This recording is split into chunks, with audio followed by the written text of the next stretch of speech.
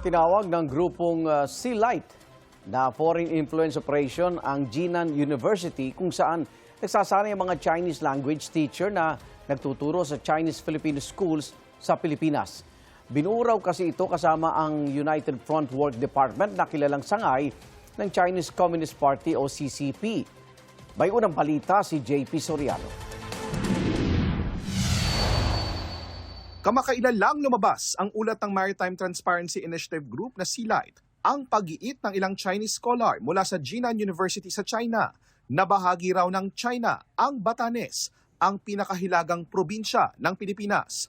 Inalmahan ito ng Department of Foreign Affairs, Department of National Defense at ang National Historical Commission of the Philippines at sinabing wala itong basihan. Ngayon, sa panibagong ulat ni Sea Light Director Ray Powell, sinasabing ang Jinan University ang pinakamalaking training destination ng mga Chinese language teachers na nagtuturo sa Chinese-Filipino schools sa Pilipinas sa pamamagitan daw ng mga teacher training at exchange programs.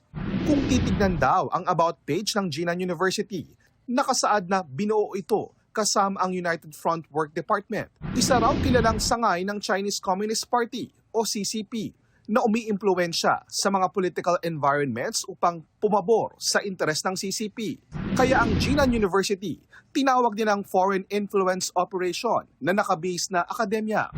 Ilang taon na raw itong kumikilos para sa isang influence campaign sa loob ng Pilipinas. Tinukoy din sa artikulo ang ilang eskwelahan sa Pilipinas na napenetrate na umano ng United Front Work Department ng CCP.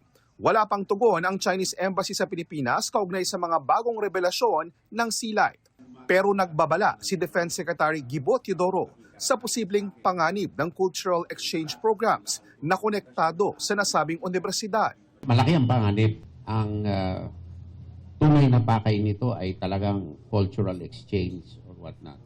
Pero itong pinakamalaking ebidensya na ma-exchange na ito ay bunga din ng siyang institusyon naglalabas ng fake news.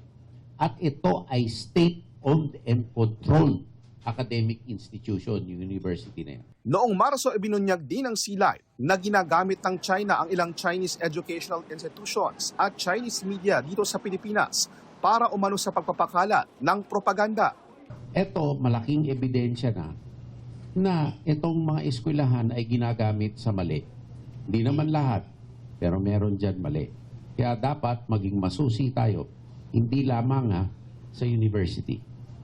Kung hindi, sa mga mababang paaralan kung saan may cultural and language and other exchanges ang China.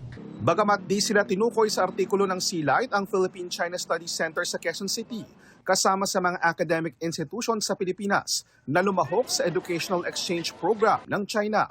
Ayon sa direktor nito na si Professor Romel Banlawi, bagamat hindi mali na iugnay ang ilang Chinese university sa United Front Work Department ng China, hindi dapat agad ipagpalagay na may masamang layunin ang lahat ng academic partnerships. Mahalaga raw suriin ang bawat ugnayan batay sa ebidensya at tamang konteksto sa halip na magbigay ng pangkalahatang konklusyon dahil maaari umanong masira ang mga oportunidad para sa lehitimong academic exchanges at mas malalim na pag-unawa sa China. Nilinaw naman ni Teodoro na hindi lahat ng paaralan ay gumagawa ng mali, pero dapat aniyang bantayang mabuti kung ginagamit ang ilang programa para sa maling layunin. Hindi ko sinasabing huwag tayong makitungo. Sinasabi ko lang, pag nakitungo tayo, dapat alam natin na baka may masamang pakay. Ito ang unang balita, JP Soriano, GMA News.